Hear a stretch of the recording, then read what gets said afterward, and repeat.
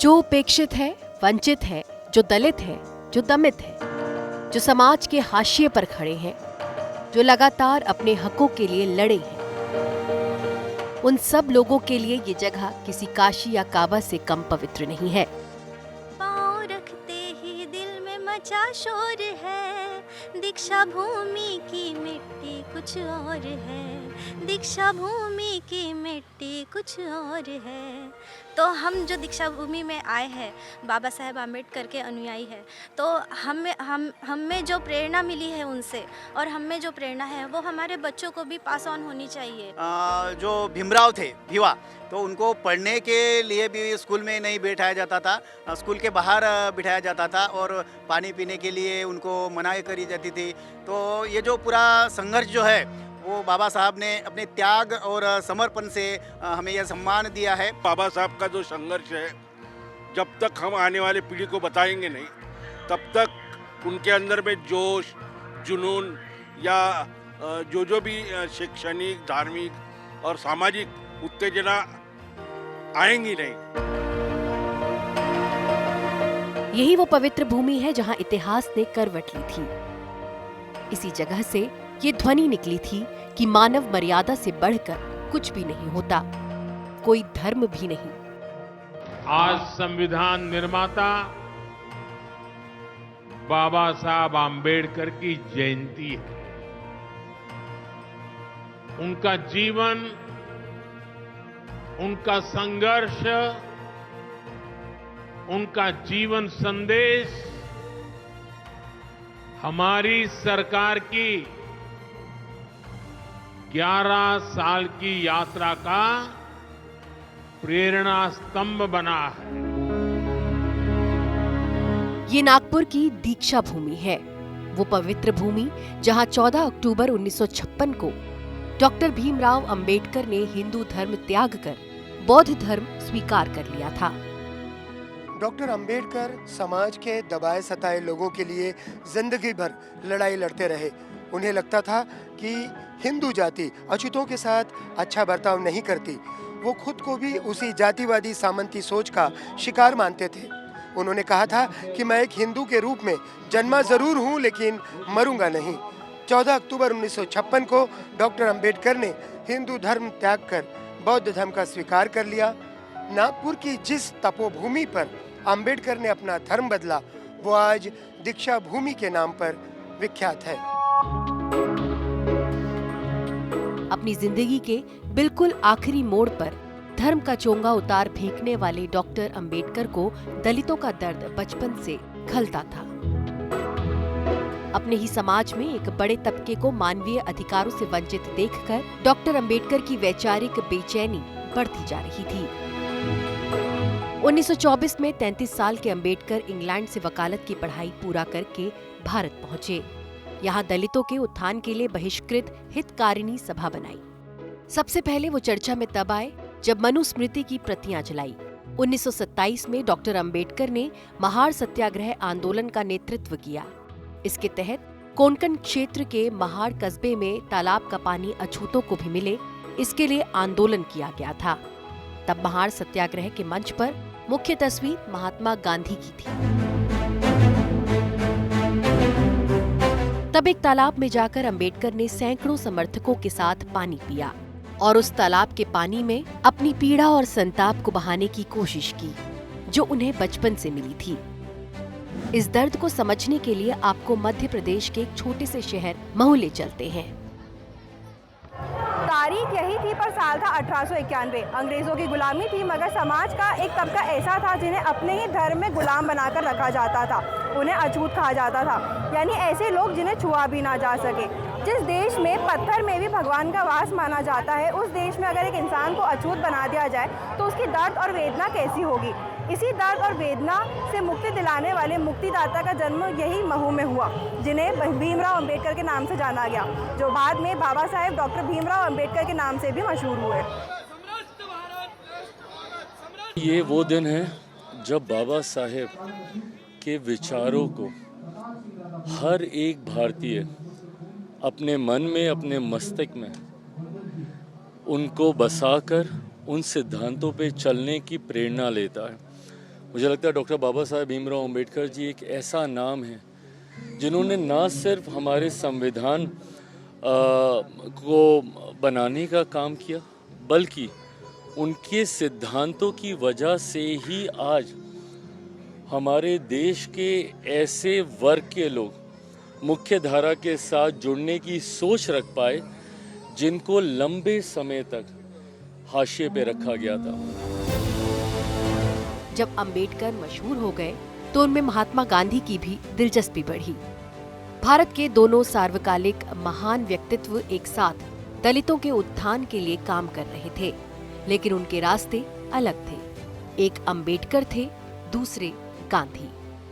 14 अगस्त 1931 को मुंबई के मणि भवन में दोनों नेताओं की पहली बैठक तय हुई।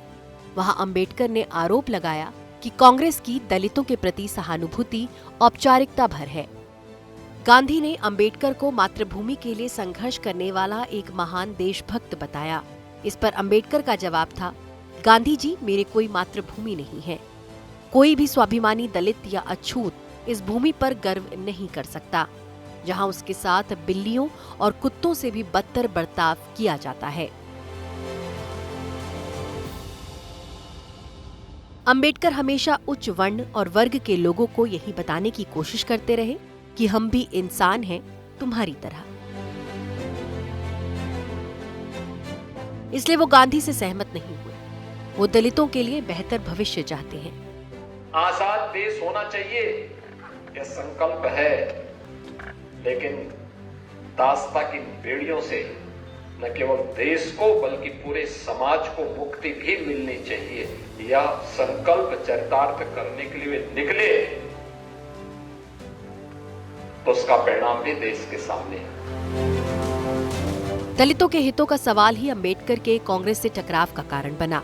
दूसरे गोलमेज सम्मेलन में जब ब्रिटिश हुकूमत ने दलितों, मुसलमानों, सिखों, भारतीय ईसाइयों के लिए अलग अलग निर्वाचन क्षेत्रों की घोषणा की, इसमें केंद्रीय विधानमंडल में दलितों के लिए 71 सीटें आरक्षित की गई थीं।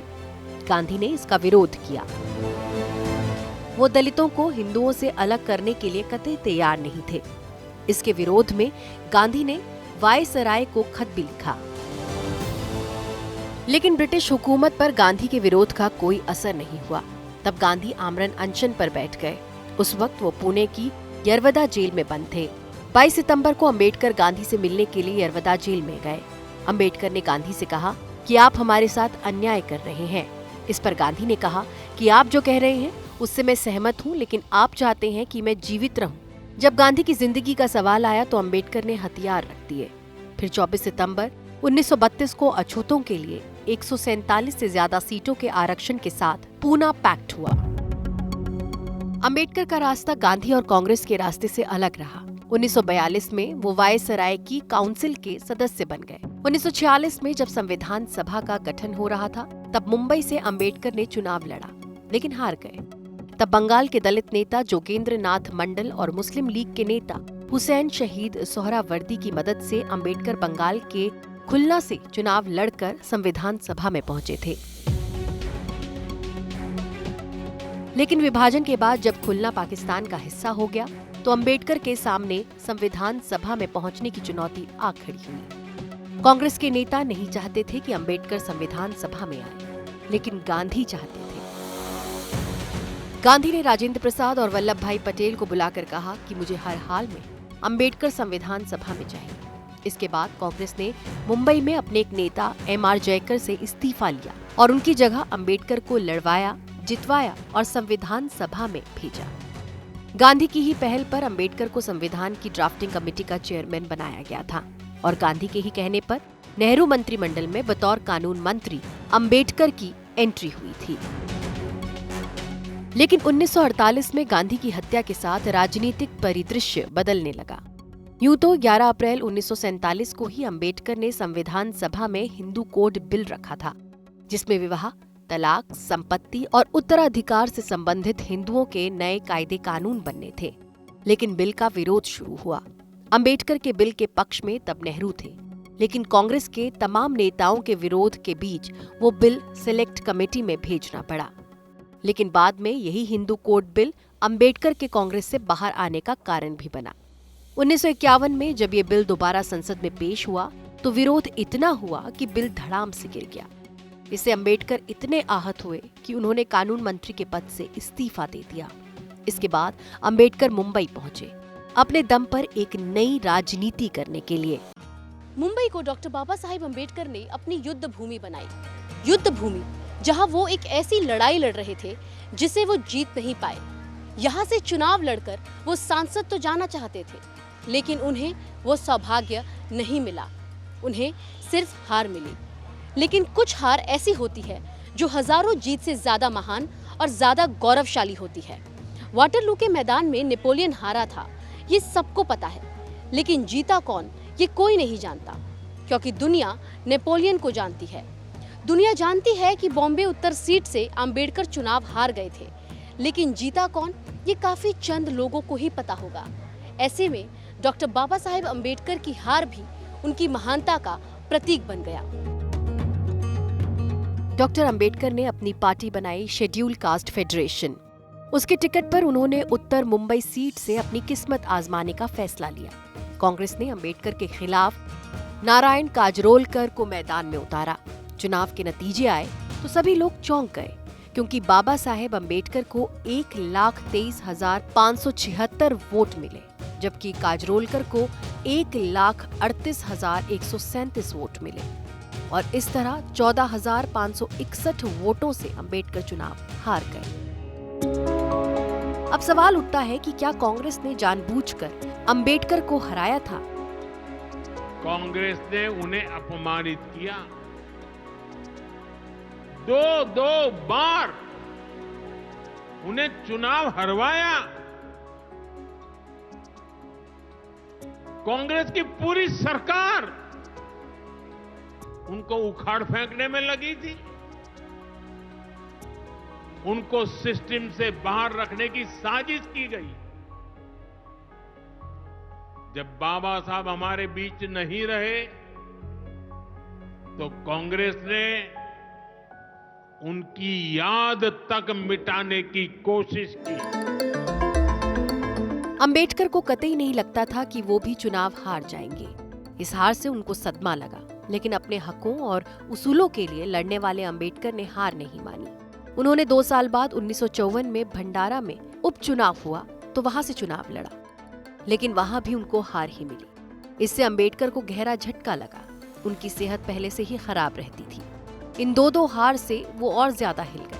लेकिन वक्त का कमाल देखिए कि आज कांग्रेस अंबेडकर और उनके बनाए संविधान का जाप सबसे ज्यादा कर रही है। ये जो इनको हराया गया, इसके बारे में वो बाबा साहब अंबेडकर कहते हैं कि एक तो प्लॉट था डांगे का और दूसरा था two plot to defeat me was hatched by Dange and Savarkar who were imprisoned by my, यानी बाबा साहब अंबेडकर खुद कहते हैं कि मुझे हराने में डांगे और सावरकर का हाथ था। हालांकि बाद में अंबेडकर बंबई प्रांत से ही राज्यसभा में चले गए, लेकिन उनकी तमन्ना लोकसभा में जाने की थी। अब लोकसभा में अंबेडकर खुद भले नहीं पहुंच पाए, लेकिन उनके बनाए संविधान ने समाज के उपेक्षित, वंचित और दलित तबके को अपने हकों के लिए इस कदर जागरूक बनाया कि उनकी अनदेखी नहीं की जा सकती। इसका ही नतीजा है कि जब देश आजादी की स्वर्ण जयंती वर्ष मना रहा था, तब 1997 में देश को एक दलित राष्ट्रपति मिला, KR नारायणन के रूप में। दोबारा जब आजादी के 70 साल पूरे हो रहे थे और देश हीरक जयंती समारोह की तरफ बढ़ रहा था, तब 2017 में दूसरे दलित राष्ट्रपति रामनाथ कोविंद आए। 2022 में द्रौपदी मुर्मू के रूप में एक आदिवासी महिला देश की राष्ट्रपति बनी। संविधान में दिए आरक्षण के कारण ही ये संभव हो सका कि अनुसूचित जाति से कम 84 सदस्य और अनुसूचित जनजाति से कम 47 सदस्य लोकसभा में पहुंचे। आज मोदी मंत्रिमंडल में करीब 15% मंत्री दलित तबके से आते हैं। दिल्ली में इस बदलाव की धमक उस संविधान से मिली ताकतों से आती है जिसके रचयिता डॉक्टर भीमराव अंबेडकर थे। इसलिए आज उनकी जयंती का मौका किसी जलसे या मेले से कम नहीं है। रेयर ही ऐसा कोई होता है जो इस सोसाइटी के लिए इतना करता है, इतना सोचता है हमारे लिए। उन्होंने बहुत कुछ किया है हमारे लिए, हमें अधिकार दिलवाए, हर तरह के अधिकार, हमें पढ़ने का अधिकार, हर एक राइट्स हमें मिले हैं संविधान के थ्रू। हमारे बाबा साहब हैं, इनकी ही देन है जो हम यहाँ पे कानून का अधिकार सब कुछ मिल रहा है, जो उनकी की देन है जो हम यहाँ पर खड़े हैं आज। जी, बाबा साहब भीमराव रामजी अंबेडकर न सिर्फ करोड़ों दलितों के उद्धारक हैं, बल्कि हमारे लिए एक भगवान से भी बढ़कर हैं, क्योंकि जिस इंसान को, जिस समाज को पानी पीने का अधिकार नहीं इस देश में, उस समाज को न कि पानी पीने का अधिकार दिया, बल्कि एक ऐसी ज़िंदगी दी कि आज संसार में सबसे अच्छा जी सकता है, शिक्षा ले सकता है, वो कुछ भी कर सकता है, एक ऐसा सम्मान दिया। अंबेडकर दलीय राजनीति से ऊपर उठ चुके थे, लेकिन वोट की राजनीति में आज अंबेडकर सबसे ज्यादा याद किए जाते हैं, जबकि उन्हें याद करने की जरूरत इसलिए है कि अगर अंबेडकर नहीं होते तो हिंदुस्तान वैसा नहीं होता जैसा है।